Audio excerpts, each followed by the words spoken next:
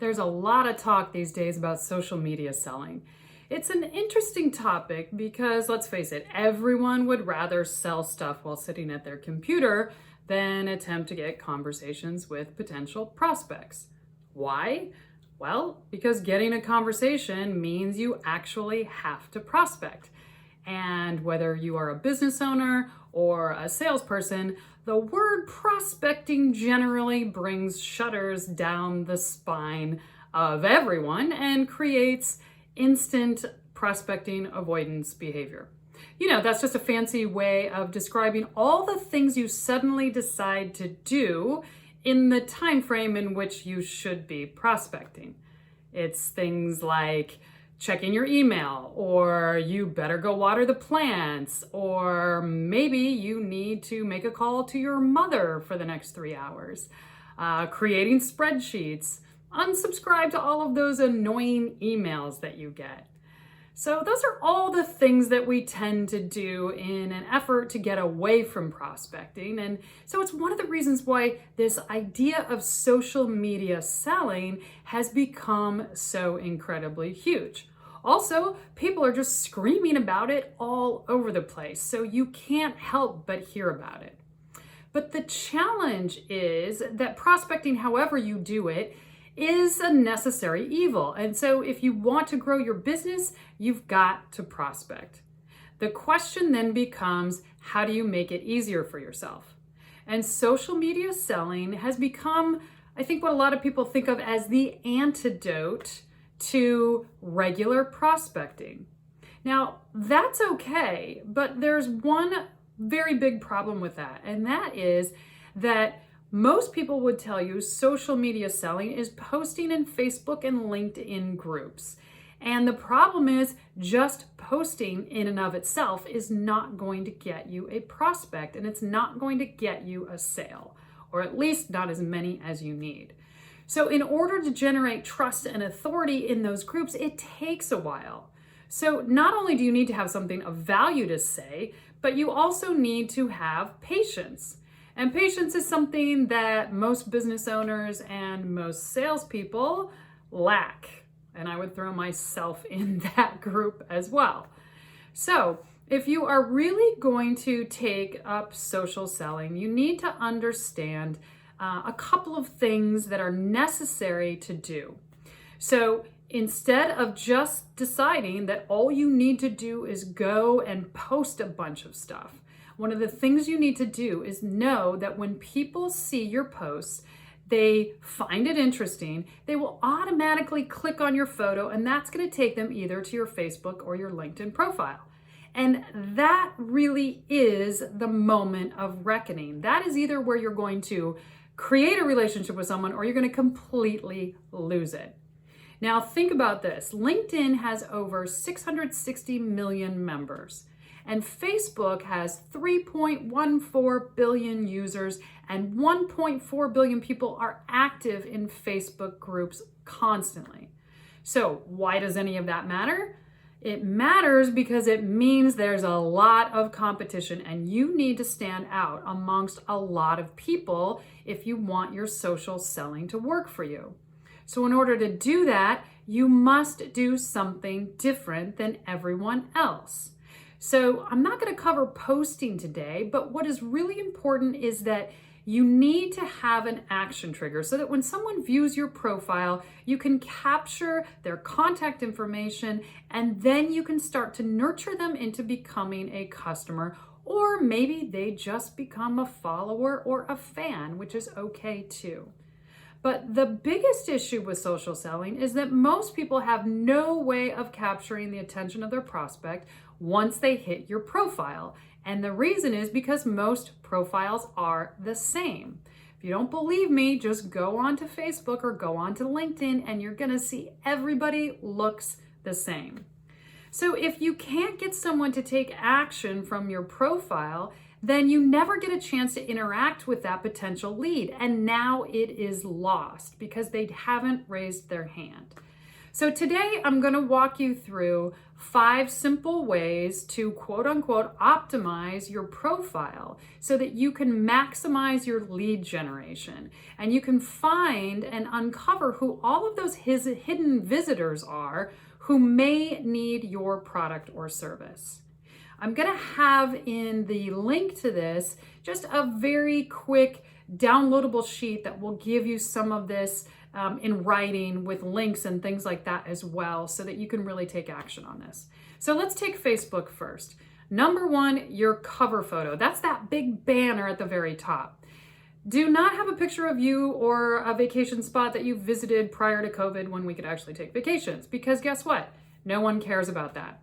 Your cover photo should have a clear and concise headline. Think of it like an ad almost. But that headline needs to tell your target audience what you do.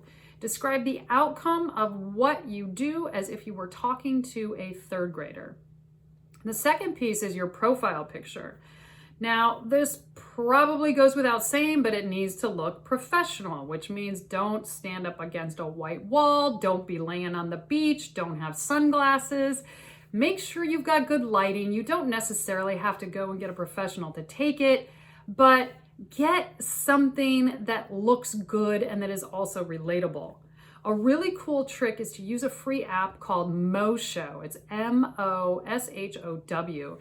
What it will do is take 3 or 4 still shots of you and make it into a really short rotating video that you can use as your profile picture. It's really cool, very different. If you want to check it out, just go to my Facebook and you'll see it right on there. The next part is the introduction section, and you've got to make sure this is super simple. On the introduction section, you've got to have a link to an offer that you give people so they can see your authority for themselves. Now, this quote unquote offer can be a number of different things. It can be an ebook, it can be a checklist, it can be a video series, or there's a million other things that you can give as an offer. You can either charge for the offer, a small amount, $2, $3, $10, or you can give it away for free.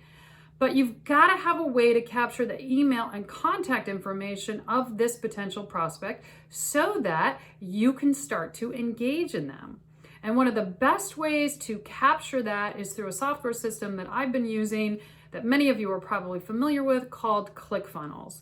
And I will leave a link for a free 14-day trial of ClickFunnels as well, so you can try that out. Now, the next part is your bio section. What most people do is they go through their entire background, where you grew up, where you went to school, etc. But guess what? Nobody really cares about that. I hate to tell you. This section should only talk about how your product or service helps people solve a problem that they are experiencing. And you want to put a feature photo in that section as well that speaks to your offer. So those are key things to do on Facebook. Let's go over to LinkedIn. On LinkedIn, you also have a cover photo. Most of the cover photos on LinkedIn are Yawn City. Incredibly boring. We just use like a plain background, or maybe it looks like buildings or something. And as I mentioned in the Facebook cover photo section, you need to have a clear and concise headline that tells your target audience what you do. And frankly, your Facebook profile and your LinkedIn profile, those little profile sections, can be the exact same thing. You don't want anyone to have to scroll down into the nitty-gritty of your LinkedIn profile to figure out what you do, and you don't need fancy language. You leave the MBA language out of this and just describe the outcome of what you do for people in plain English.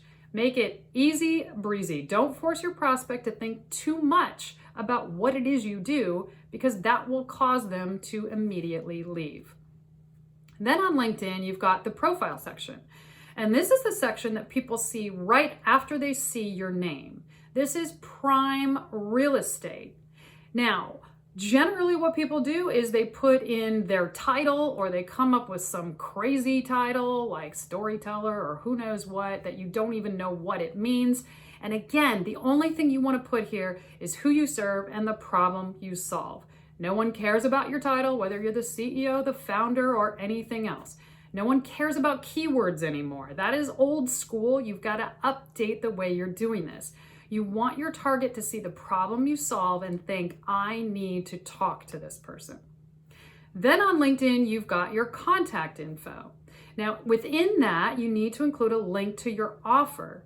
And there's a place on there where you can put your website. So if you're including your offer, if it's going to be downloaded from your website, make sure you include a direct link to that page. Don't make people go to the homepage of your website and then fumble around trying to look for it, because they just won't do that.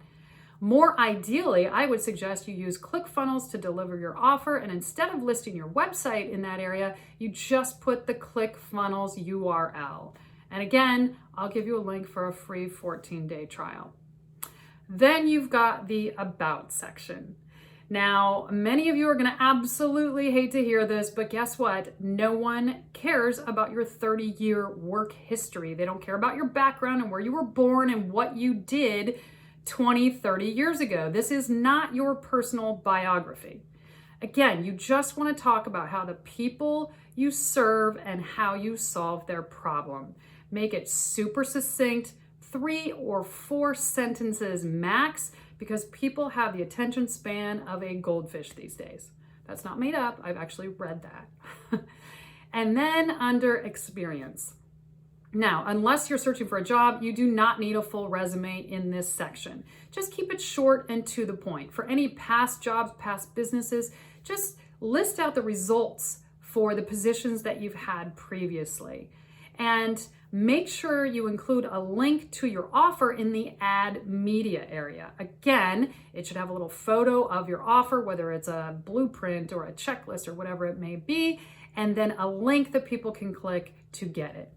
So those are some quick ideas about how to transform your social media profiles so they really work for you and make you money rather than just being an ego boost. Because as far as I know, ego boosting might get you hearts and it might get you likes, but it doesn't get you money. It doesn't pay for your lifestyle. So overall, you've got to decide, especially with Facebook, whether you want that to be just a personal profile or take your personal profile and change it into a business profile to get you money. Make sure you've got consistency between the Facebook and LinkedIn. And remember that you are a brand. Whether you own a business or whether you represent someone else's business, you are a brand, and it's really important to create consistency and flow in whatever format your targeted visitors will see you. So if you want to get more information about how to do all of this, you can certainly download my No More Prospecting Blueprint, and it will walk you through 7 steps to do all of these things. And I will leave a link for that. Or I am actually happy to jump on a 15-minute phone call just for free. I'll talk you through a couple of things or answer any questions, and I will leave a link for my Calendly so you can do that as well. Of course, you can also check out my Facebook and my LinkedIn profiles to see any sort of example. Everyone can use more leads, but we just need to use the tools that have been given to us in a different way these days, because the way people are interacting on social media is far greater now than it has ever been. And if you set up your profiles in the right way and you have an offer so that people can actually become engaged with you, your profiles can start to do some of that prospecting work on their own. It doesn't mean that you never have to post again, but it will make your posts a lot more useful, and it will help them to actually attract the people that you want. So good luck with all of that, and always remember to laugh a lot and learn a lot.